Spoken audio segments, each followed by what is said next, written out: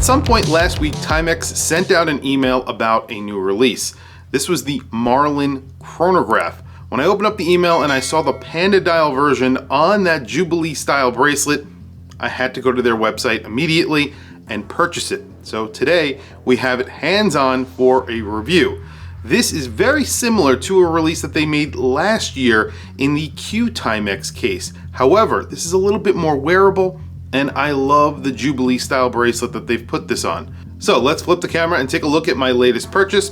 It's a Timex, it's the Marlin Chronograph Panda dial on a Jubilee style bracelet. Well, here it is. This is a beautiful chronograph. I am really surprised that they came out with this watch.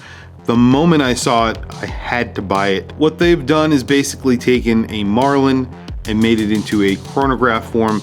This does have a quartz movement, the design, the layout. I don't think they could have done it at this price with a mechanical movement. Maybe they could make this with a mechanical movement in the future at some point with something like a seagull movement, but it would be thicker.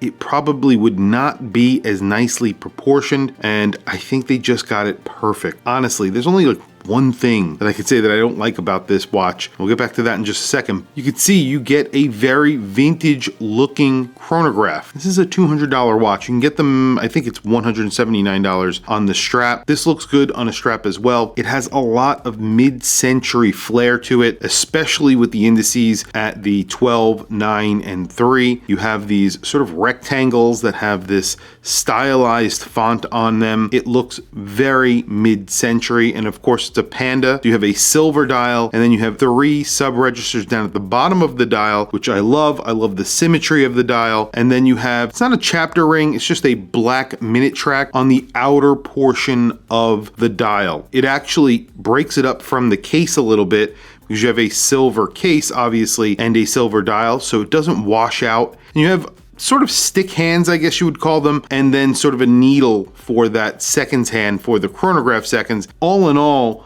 I think the design here is spot on, and the size is great as well. You also get stick indices besides those primary indices, except for the 6 o'clock. Which look really good. You have a date at the, it's between the 4 and the 5 o'clock position. That's my least favorite part about this watch. If this didn't have a date, I think it would be perfect. Sort of breaks up the symmetry. You know, I know it's a Timex, they need to put a date. Lots of people want the date. I don't need a date, so personally that's just me. It breaks up the symmetry on a dial that's almost perfectly symmetrical, and then you have that date just sort of floating between the 4 and the 5 o'clock position. It's not even evenly spaced between the two, so that's my biggest problem with this watch. And if that's my biggest problem with the watch, then you know there's really not many problems with this watch whatsoever. The bracelet is really nice. It's a Jubilee style bracelet. It's solid links, I believe. So I believe even the center links are solid, which is impressive. And you have solid end links with quick release. Look at that. I don't think this is the first Timex that I've seen with quick release, but I am impressed by that. And then you have a very typical fold over clasp, which isn't bad at all. It's actually really nice. This is a very nice bracelet. And you have pin and collar here, which makes a lot of sense. At $200, that makes a lot of sense to me. When you look at it on the side, you see it's not a very thick chronograph, and that's because you are getting a quartz movement in here. If it was a mechanical movement, it would be thicker. And you do get a really nice acrylic crystal. So that means it's really domed and really boxed. A lot of the thickness that you're actually getting on this is because of that acrylic crystal. It's literally a quarter of the thickness. So this is not a thick watch at 12.8 millimeters. You have a small unsigned crown, which is not bad, actually. It looks really good with this case. So 5.7 millimeters on that. You do have female end links. So literally, they really have thought of everything on this watch. Style-wise, design-wise, this is spot on. This is what I want to see Timex making. It looks awesome. 48 millimeters lug to lug, and I think it's around a 40 millimeter chronograph. So if I measure it at the case, it's basically 39.8 millimeters, so just about 40 millimeters. Before I put the Marlin on my wrist, today on my wrist, I have another watch that I think they got spot on as well. This is a reissue of a watch and this is a Timex. It's their world timer.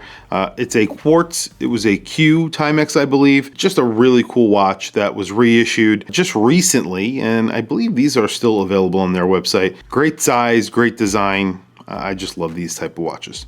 Well, there it is on my 7.5 interest. This watch looks a lot more expensive than it actually is. I think people who know about watches, people who don't know about watches, will definitely see this and think it's an expensive watch, unless they see the name on the dial and they know, obviously, Timex are affordable, but this is a great looking watch for a very good price. I have a 7.5 interest. This is a 40mm watch. It's around 12 and change thickness, but a lot of that thickness comes from that incredibly domed boxed crystal. Extremely comfortable bracelet on here. This Jubilee style bracelet is very, very comfortable. All in all, a really good looking watch at a great price. Well, there you go. There is no lume on here, so that could be another complaint. However, the Marlin, technically a dress watch, it doesn't really need lume.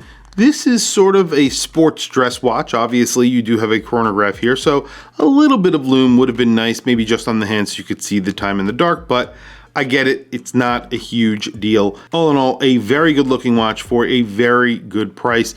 I believe this version has already sold out, so the version on this bracelet. However, you can get this version on a strap for $20 less. I definitely would hold out for that bracelet version if you like, or this bracelet version, if you like the bracelet. If you don't, then definitely get the strap, because the strap is actually really nice. I think they're using the Red Wing straps on these as well. So those are really nice actually, and definitely worth the money. So definitely check those out if you don't care about the bracelet. Other than that, if you do like the bracelet, sign up with your email. Otherwise, you might end up missing them, because these sold out pretty quickly, and I'm sure when they restock, there will be a lot of people trying to get their hands on this watch. It's pretty cool. Tell me what you guys think down in the comments below. I want to hear from you guys. What do you think of this watch? What do you think of the Marlin in a chronograph form? Very different for Timex to put a Jubilee style bracelet on one of their watches. I haven't seen them do that in a while. I don't think they have done that in recent years, but I could be wrong. Really great watch for a great price. Obviously, I really am enthusiastic about this watch. That's why I immediately bought it when I saw it on their website. When I first saw that email come out, I was like, wow, I have to get that. So here it is. Tell me what you think down in the comments below. Please also don't forget to like, subscribe, hit that bell icon. It's super helpful for the channel, and I very much appreciate it. Anyway, guys, thank you for logging on. I'll catch you in the next video.